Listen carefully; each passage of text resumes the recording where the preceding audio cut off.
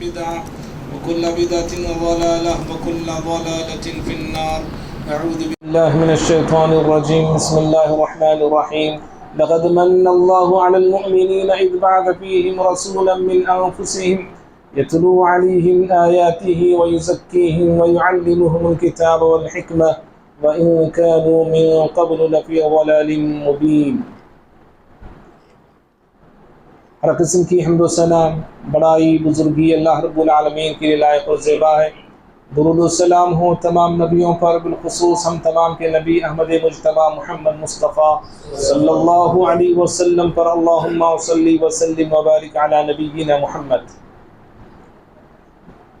معزز برادران اسلام، ابھی خطبہ مسنہ کے بعد سورہ آل عمران سورہ نمبر 3 کی آیت نمبر 160 پر 4 پڑھا ہوں. اللہ رب العالمین اس آیت میں اپنے ایک عظیم احسان کا ذکر کرتے ہوئے فرمایا لقد من اللہ علی المؤمنین. بلا شبہ اللہ تعالیٰ نے مومنین پر احسان عظیم کیا ہے. اذ بعث فیہم رسولا من انفسہم، کہ انہی میں سے ان کے پاس ایک رسول کو مبعوث فرمایا. یتلو علیہم آیاتی، وہ رسول اللہ کی آیتیں ان پر تلاوت کرتے ہیں. وَيُزَكِّيهِمْ، انہیں پاک کرتے ہیں. وَيُعَلِّمُهُمُ الْكِتَابَ وَالْحِكْمَةَ، اور انہیں کتاب اور حکمت کی تعلیم دیتے ہیں. وَإِن كَانُوا مِن قَبْلُ لَفِي ضَلَالٍ مُبِينٍ، اور بلا شبہ انسانیت کھلی گمراہی میں مبتلا تھی. معزز بھائیوں، پیارے نبی صلی اللہ علیہ وسلم کی بعثت سے پہلے انسانیت تاریکیوں میں، گمراہیوں میں، جہالتوں میں، بدعقیدگیوں میں، کفر اور شرک میں ڈبکیاں کھا رہی تھی. ہر طرف گناہ عام تھا، ظلم عام تھا، برائی، بدکاری، بے حیائی، شراب خوری عام تھی. بس اتنا سمجھیے انسان اپنا وقار کھو چکا تھا. اللہ تعالیٰ نے جو جملے کہے، خطبہ مسنہ کے بعد جو آیت آپ کے سامنے پڑھی گئی، وَإِن كَانُوا مِن قَبْلُ لَفِي ضَلَالٍ مُبِينٍ، اللہ تعالیٰ نے صرف اتنا نہیں کہا کہ یہ انسان گمراہی میں تھے، اتنا نہیں کہا، صرف ضلال نہیں کہا، بلکہ ضلال مبین کہا کہ کھلی ہوئی گمراہی میں تھے. ان کی گمراہی میں کوئی شک نہیں تھا، کوئی شبہ نہیں تھا، کوئی ڈاؤٹ نہیں تھا. ایسی گمراہی میں دنیا کی انسانیت زندگی جی رہی تھی اور زندگی گزار رہی تھی. اللہ رب العالمین ان انسانوں کی ہدایت کے لیے آسمان دنیا سے ہدایت کو بندوبست کرتا ہے اور کتاب ہدایت کو نازل فرماتا ہے. اور اس کتاب یعنی قرآن مجید کی تفسیر کے لیے، تشریح کے لیے، توضیح کے لیے نبی خدا، نبی مصطفیٰ جناب محمد رسول اللہ صلی اللہ علیہ وسلم کو مبعوث فرماتا ہے. اور پیارے نبی صلی اللہ علیہ وسلم کے سر پر جب نبوت اور رسالت کا تاج رکھا گیا اور آپ صلی اللہ علیہ وسلم انسانیت کو پاک کرنے کا سلسلہ شروع کیے، انسانیت کا تزکیہ کرنے کا سلسلہ شروع کیے، تو ہر انسان کے ظاہر کو بھی آپ نے پاک کیا، باطن کو بھی پاک کیا، باہر کے حصے کو بھی پاک کیا، اندرونی حصے کو پاک کیا، ان کی نظر کو پاک کیا، فکر کو پاک کیا، دماغ کو پاک کیا، دل کو پاک کیا. یوں سمجھیے پیارے نبی صلی اللہ علیہ وسلم آیات قرآنی سے اور ربانی تعلیمات سے انسانیت کا تزکیہ کرتے چلے گئے. اور اس کا اثر کیا ہوا؟ اس کا نتیجہ یہ ہوا کہ جو لوگ جانی دشمن تھے پیارے نبی صلی اللہ علیہ وسلم کے پاک کرنے کے بعد، وہ ایک دوسرے کے محافظ بن گئے. سالہاں سال سے دشمنی کرنے والے خاندان اور قبیلے پیارے نبی صلی اللہ علیہ وسلم کی تعلیم پانے کے بعد ایک دوسرے کے دوست بن گئے. اور بے رحمی کا عالم یہ تھا عرب کے اندر، خود باپ اپنی ہی اولاد کو اپنے ہاتھوں سے زندہ درگور کیا کرتا تھا، بچی پیدا ہونے پہ زندہ دفنایا کرتا تھا. لیکن اسلام لانے کے بعد اور پیارے نبی صلی اللہ علیہ وسلم سے تربیت پانے کے بعد وہ اس مقام تک پہنچ گئے کہ اپنی اولاد تو اپنی اولاد، دوسروں کی اولاد، جو بچے یتیم ہو چکے، ان بچوں کو سہارا دینے والے بن گئے، ان بچوں کی پرورش کرنے والے بن گئے. مختصر خلاصہ یہ ہے، پیارے نبی صلی اللہ علیہ وسلم نے ایک ایسی ٹیم آپ نے تیار فرمائی اور ایک ایسی جماعت آپ صلی اللہ علیہ وسلم نے تیار کی اس جماعت کی مثال دنیا بھر میں آپ کو نہیں ملے گی، اور ان کے نمونے قیامت تک بھی تلاش کرنے سے نہیں ملے گی۔ آپ صلی اللہ علیہ وسلم نے انسانیت کا تزکیہ کیا، انسانیت کی اپنی تربیت فرمائی۔ بھائیوں، وہی تربیت اللہ رب العالمین مسلمانوں کی کرنا چاہتا ہے، اور اللہ تعالیٰ ہر مسلمان کا تزکیہ کرنا چاہتا ہے۔ اللہ رب العالمین ہر مسلمان کی اصلاح کرنا چاہتا ہے، اور مسلمانوں کی تربیت کے لیے، اصلاح کے لیے پیارے نبی صلی اللہ علیہ وسلم کے زمانے ہی سے اللہ تعالیٰ نے ایسی عبادتوں کو فرض کیا جن عبادتوں میں ایک مقصد جو ہے انسانیت کی تربیت ہے۔ ہماری تربیت کے لیے روزانہ 5 وقت کی نمازیں فرض کی گئی، ہماری تربیت کے لیے زکوٰۃ کا سسٹم قائم کیا گیا، ہماری تربیت اور اصلاح کے لیے زندگی میں ایک بار حج کو فرض کیا گیا، اور ہماری ٹریننگ اور تربیت کے لیے ہر سال رمضان کے روزے فرض کیے گئے۔ روزوں سے اور رمضان سے ہماری کیسی تربیت ہوتی ہے، انشاءاللہ آج میں وہی بتانے جا رہا ہوں مختصر طور پر۔ معزز بھائیوں، ماہ رمضان سے اور روزوں سے، رمضان کی عبادتوں سے ایک بندے کی دیکھیے اللہ کیسے تربیت کرتا ہے، کیسے اصلاح کرتا ہے، کیسے اس کے ایمان کی تجدید ہوتی ہے، اس کے ایمان میں کیسے اضافہ ہوتا ہے، اس کا ایمان کیسے بلند ہونے لگتا ہے، عمل کا جذبہ اس کے اندر کس طرح پیدا ہوتا ہے۔ اللہ تعالیٰ نے رمضان اور رمضان کے سارے روزوں کا خلاصہ ایک لفظ میں بیان کر دیا، کہا لعلکم تتقون۔ یہ روزے فرض اس لیے کیے گئے ہیں تاکہ اے مسلمانوں تمہارے اندر تقوی کی صفت پیدا ہو، تقوی کی دولت پیدا ہو، اور تقوی اور متقوی کو اپنانے والے بن جاؤ، متقی بن جاؤ۔ بھائیوں، تقوی جب انسان کے دل میں آتا ہے، تقوی کی صفت انسان میں پیدا ہوتی ہے، تو گناہوں سے بچنا آسان ہو جاتا ہے، گناہ کرنا مشکل ہو جاتا ہے، نیکی کرنا آسان ہو جاتا ہے، گناہوں سے بچنا گناہ کرنا انسان کے لیے دوبر ہو جاتا ہے، مشکل ہو جاتا ہے۔ دیکھو ماہ رمضان سے پہلے ہماری زبان کیسے آزاد ہوتی ہے، رمضان سے پہلے ہماری نگاہ اور نظر کیسے آزاد ہوتے ہیں، رمضان سے پہلے ہمارے ہاتھ آزاد تھے، پیر آزاد تھے، ہمارا دماغ آزاد تھا، لیکن رمضان کے آیا وہی زبان جو کہ آزاد تھی، رمضان آنے کے بعد اب زبان ایسی ویسی باتیں نہیں کرتی، اور انسان اپنی زبان کو روک لگاتا ہے۔ جو ذہن انسان کا دماغ جو بکھرا ہوا تھا ماہ رمضان سے پہلے، رمضان کے آیا اب ہمارے دماغ میں گندے گندے خیالات نہیں آتے ہیں۔ رمضان سے پہلے انسان کے کان ہر بات سننے کے لیے تیار تھی، لیکن رمضان کے آیا بہت ساری چیزیں سننے سے انسان اپنے آپ کو بچا لیتا ہے۔ ہاتھ آزاد تھے، رمضان کے آیا ہاتھوں سے ان چیزوں کو لیتا نہیں، پکڑتا نہیں جو چیزیں ہمارے لیے جائز نہیں۔ پیر جو آزاد تھے رمضان آنے کے بعد، اب پیر ان مقامات پہ اڑتے نہیں اور جاتے نہیں جو مقامات پہ جانا ہمارے لیے جائز نہیں۔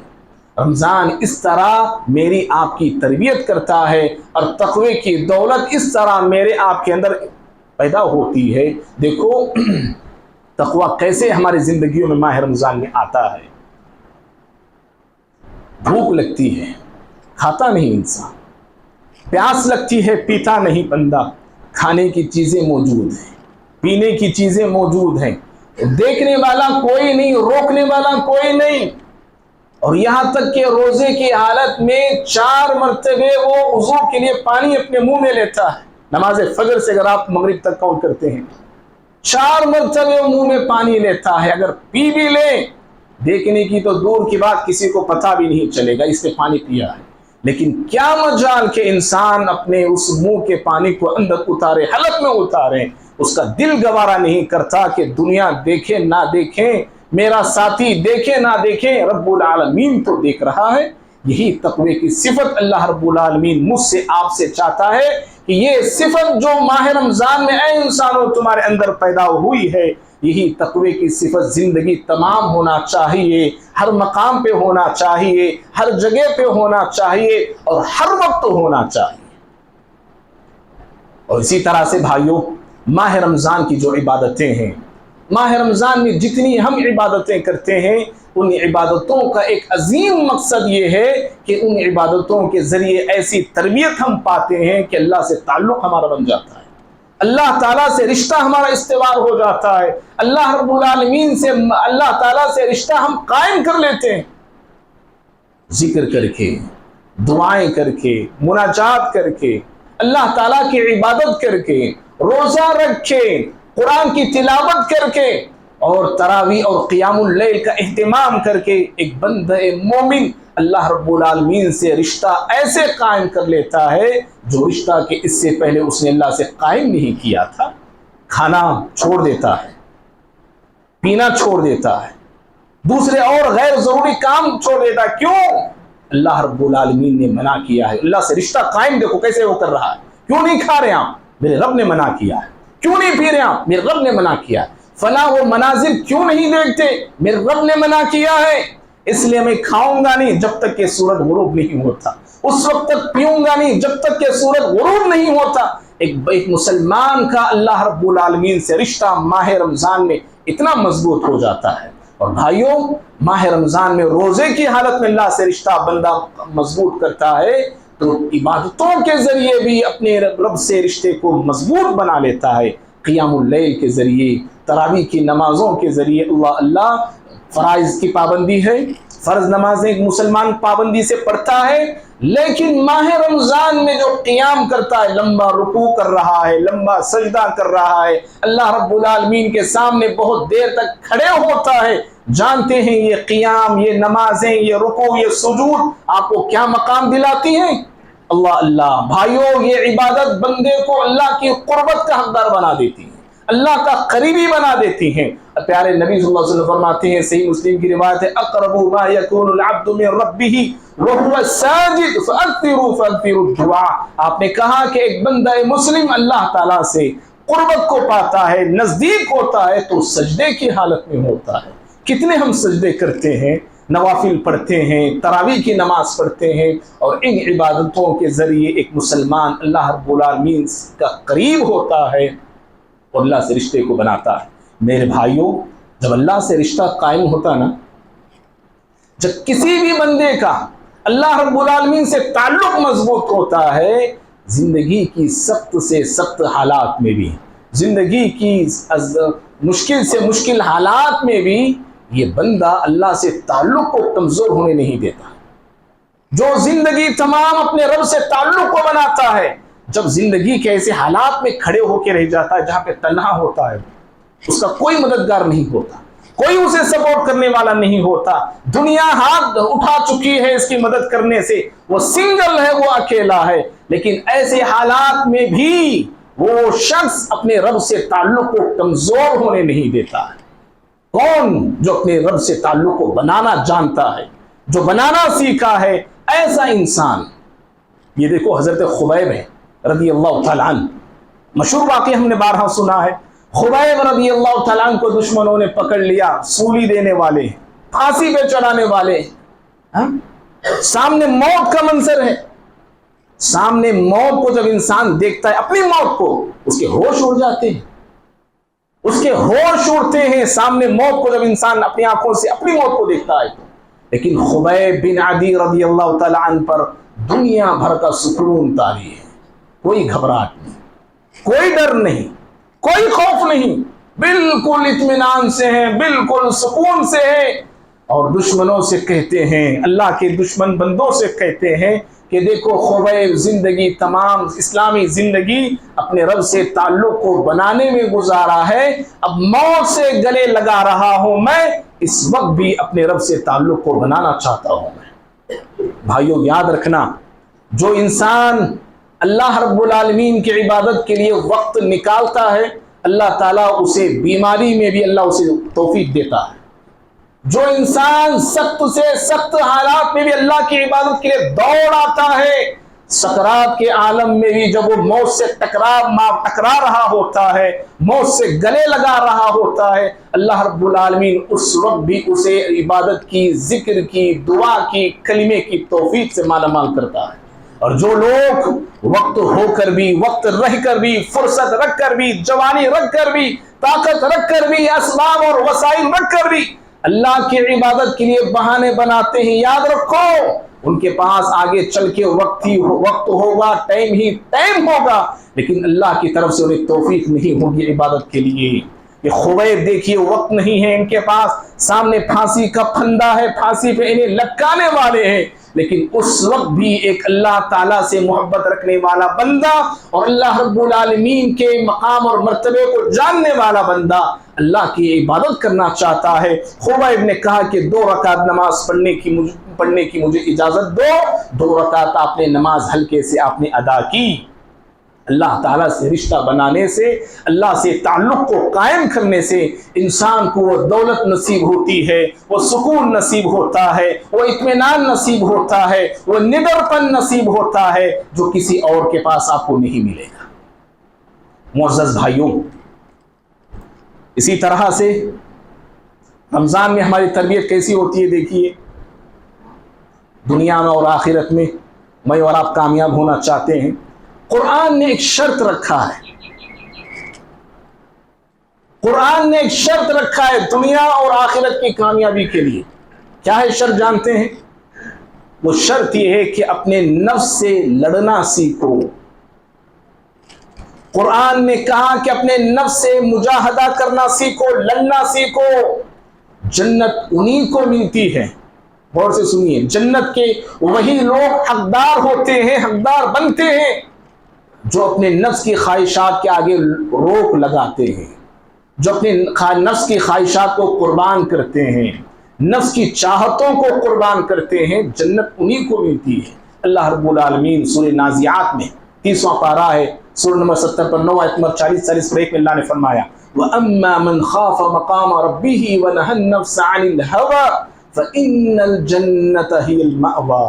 جو انسان, جو بندہ اللہ کے سامنے کھڑے ہونے سے ڈرتا ہے, قیامت کا اور آخرت کا تصور کو یاد کر کے ڈرتا ہے اور اپنے نفس کی خواہشات کو روک لگاتا ہے, لگام لگاتا ہے, فَإِنَّ الْجَنَّةَ هِيَ الْمَأْوَىٰ. جنت ایسے ہی بندوں کا مقام ہے, جنت ایسے ہی بندوں کا ٹھکانہ ہے. بھائیوں, ہمارے نفس کی خواہشات بہت زیادہ ہیں, ہمارے نفس کے ارمان بہت زیادہ ہیں. اگر عمر نوح بھی مل جائے نا, ہمارے نفس کی خواہشات ختم ہونے کا نام نہیں لیتی. بخاری کی روایت ہے, پیارے نبی صلی اللہ علیہ وسلم فرماتے ہیں لو کان لی ابن آدم وادیان من ذهب لابتغى ثالثا.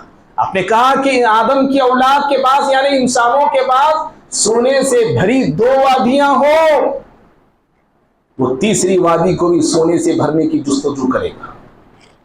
اس طرح ہماری خواہشات ہیں, اس طرح ہماری لذتیں ہیں. لیکن رمضان میں, روزے کی حالت میں ہمارے نفس کو کچلا جاتا ہے.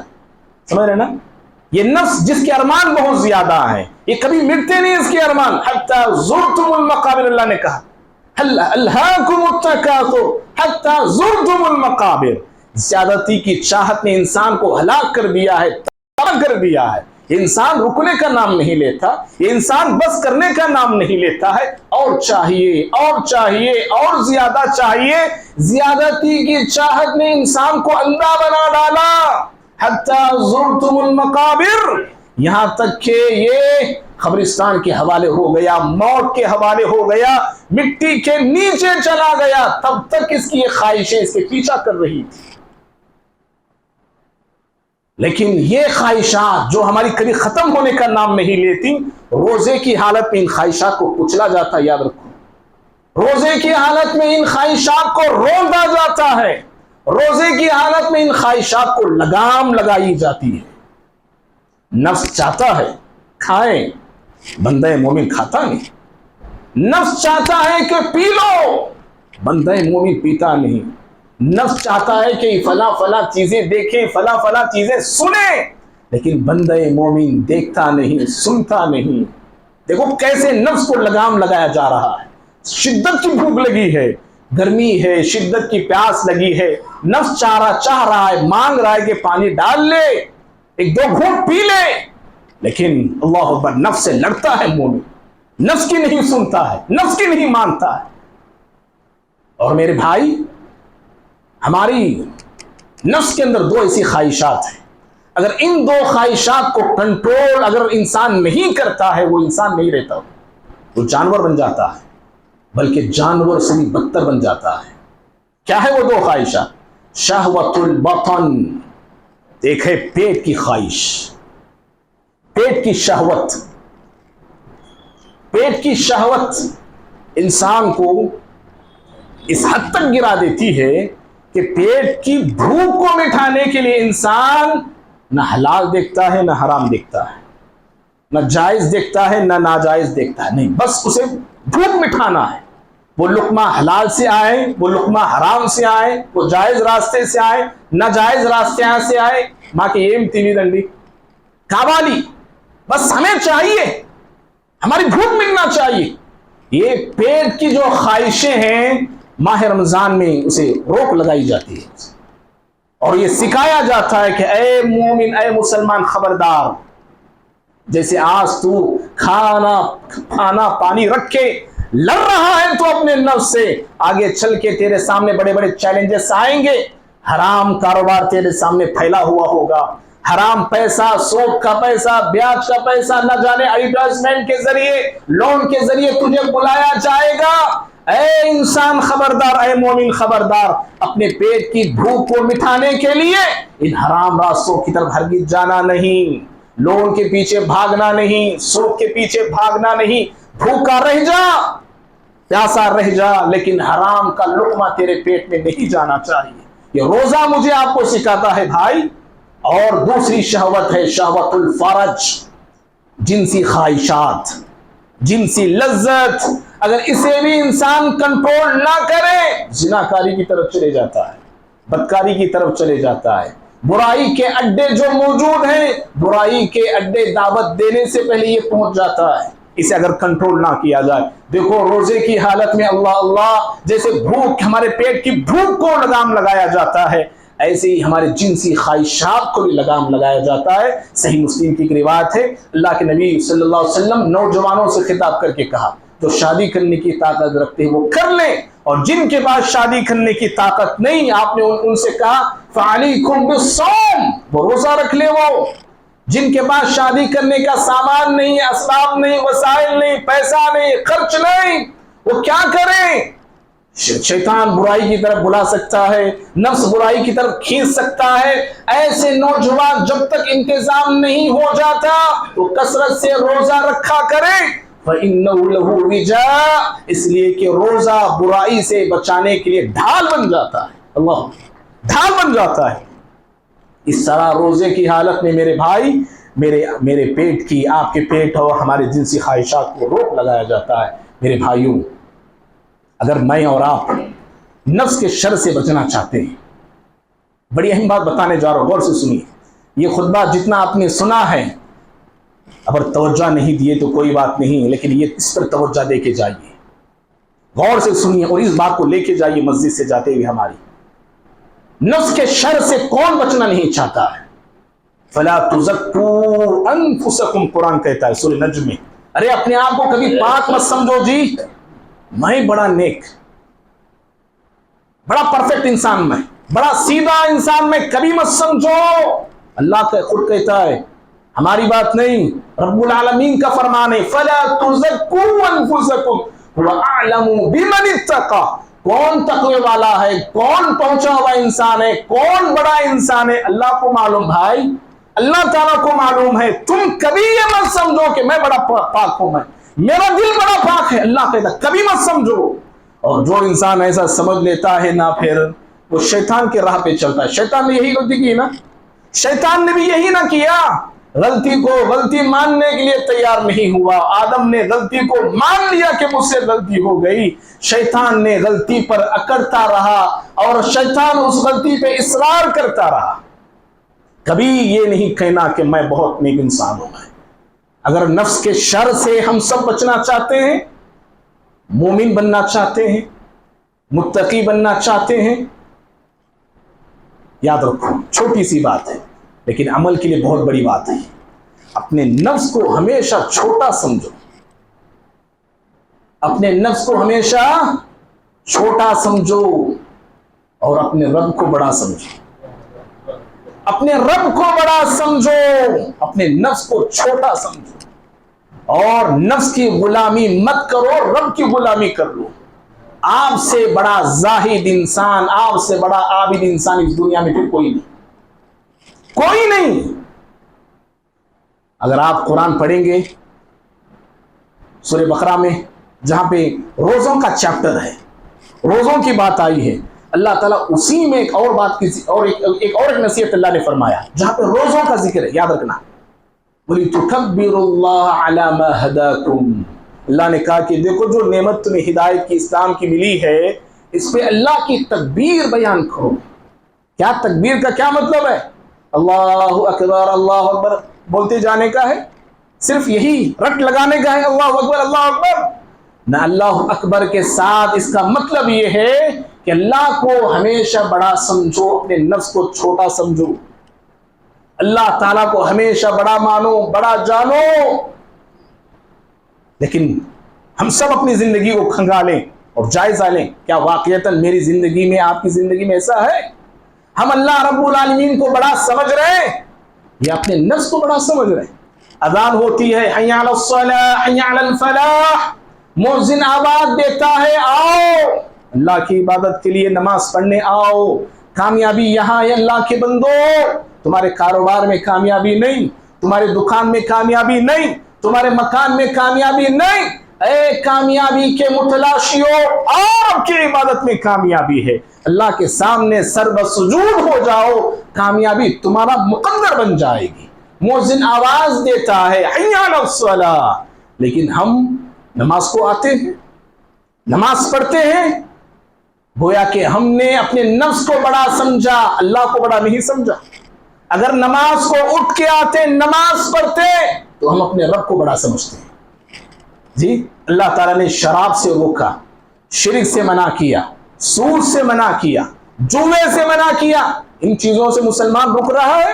اگر نہیں رکتا ہے، اس کا مطلب یہ ہوا کہ یہ اپنے نفس کو بڑا سمجھ رہا ہے۔ شریعت نے کہا کہ کوئی مسلمان 3 دن سے زیادہ آپس میں تعلقات کو ختم نہ کرے۔ جاؤ خاندانوں میں دیکھو بھائی، رشتہ داریوں میں دیکھو، دوستیوں میں دیکھو، اڑوس پڑوس میں دیکھو، اللہ اللہ کیا کہے گا، منہ موڑ کے انسان جا رہا ہے اپنے رشتہ دار سے، منہ پھیرے زندگی گزار رہا ہے اپنے ہی بھائیوں سے۔ جی، کس کو ہم نے بڑا سمجھا، اللہ کو، اس کے نبی کو، یا اپنے نفس کو؟ کس کو ہم بڑا سمجھ رہے ہیں؟ بھائی بھائی سے بات نہیں کر رہا ہے، جی، باپ سے بات بند کر لیا ہے، ماں سے تعلقات کو ہم نے توڑ لیا ہے، اپنوں سے بڑوں سے ہم نے جو ہے بات چیت بند کر لیا ہے۔ اللہ کے بندوں، کس کو ہم بڑا سمجھ رہے ہیں؟ 3 دن سے منع ہے زیادہ گفتگو بند کرنا۔ اللہ تعالیٰ 2 لوگوں کی مغفرت نہیں کرتا۔ سنے کی حدیث سنے ہیں، لیکن نفس لیتا نہیں نا، وہ اصل مسئلہ ہے۔ نفس آڑ آتا ہے، آڑے بنتا ہے، رکاوٹ بنتا ہے، پہاڑ بنتا ہے نفس ہمارا۔ حدیثیں، علم ماشاءاللہ انبار ہے ہمارے پاس، عمل کی جھولی میں دیکھے تو جیسے چلر کی آواز آتی نا، ایسے آواز آ رہی، جھولی ہماری خالی ہے عمل سے، حدیث ہم نے سنی نہیں۔ اللہ 2 لوگوں کی مغفرت نہیں کرتا۔ کس کی جی؟ ایک مشرک کی، شرک تو نہیں کر رہے ہم لوگ اللہ کے فضل سے الحمدللہ۔ ایک دوسرا مشاہن۔ کون ہے یہ مشاہن؟ نفرت رکھنے والا دل، بغض رکھنے والا دل، اللہ حسد رکھنے والا دل۔ اور رمضان میں ہم دعائیں کرنے، اللہ قبول کر لے میری عبادتیں۔ کہاں سے قبول ہوگی؟ تعلقات میں توڑ کے بیٹھا ہوا ہوں، یہ رکاوٹ ہے یہ عبادتوں کی قبولیت میں، یاد رکھنا۔ اور آخری ایک واقعہ بتا کے بات ختم کر رہا ہوں، میں بڑا اہم واقعہ ہے۔ حضرت ابو ہریرہ رضی اللہ تعالی عنہ دمشق جاتے ہیں، دمشق جاتے ہیں۔ امام ابن قیم رحمہ اللہ نے اپنی کتاب میں اس واقعے کو نقل کیا ہے۔ دمشق گئے، دوسرے دن آپ نے مسجد میں درس دینے کے لیے بیٹھ گئے۔ درس شروع کرنے سے پہلے انہوں نے ابو ہریرہ رضی اللہ تعالیٰ عنہ کہنے لگے، لوگوں اگر اس مجلس میں کوئی ایسا انسان بیٹھا ہوا ہے جو رشتے ناطے توڑنے والا ہے تو میری مجلس سے اٹھ کے چلے جائیں، میری مجلس سے اٹھ کے جائیں اور معاملہ رفع دفع کر لیں، بات چیت وغیرہ کر لیں، وہ پھر میری مجلس میں آ کے بیٹھے۔ کوئی نہیں اٹھا مجلس سے، بس ایک نوجوان اٹھا، چہرے پہ کپڑا ڈالا اور مسجد سے نکل گیا، اور نکل گیا باہر، جاتا رہا اور ایک گھر کے پاس پہنچا، سلام کیا، آواز دی، ایک عورت گھر سے باہر نکلی، بات چیت کیا، اور وہ عورت اس کی خالہ تھی۔ خالہ سے بات چیت بند تھی، خالہ سے تعلقات ختم ہو چکے تھے۔ خالہ پریشان ہو گئی کہ میرا بھائی، میری بہن کا لڑکا سالہ سے مجھ سے تعلقات کو توڑا ہوا، آج اچانک آگے سلام کر رہا ہے، بات کر رہا ہے، کیا ہو گیا ہوگا؟ پوچھا خالہ نے، بیٹے کیا بات ہے، اتنے سالوں سے تو مجھ سے نظریں چرایا کرتا تھا۔ اس نے کہا کہ ابو ہریرہ رضی اللہ تعالیٰ نے کہا ہے کہ میری مجلس میں وہ لوگ نہ بیٹھے، وہ انسان نہ بیٹھے جو تعلقات کو توڑا ہوا ہے۔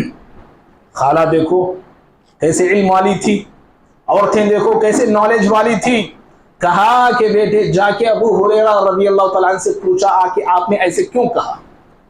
وہ نوجوان آیا، مجلس میں بیٹھا، درس ختم ہوا، لوگ چلے گئے، الگ سے آ کے اس نے پوچھا، کہا کہ صحابی رسول ابو ہریرہ رضی اللہ تعالیٰ عنہ بتائیے کہ آپ نے یہ اعلان کیوں کیا کہ وہ انسان ہماری مجلس سے چلے جائے جو ترک تعلق رکھتا؟ سنو اللہ کے بندو، حدیث رسول سناتے ہیں ابو ہریرہ رضی اللہ تعالیٰ عنہ، سینے پہ لکھ کے رکھو۔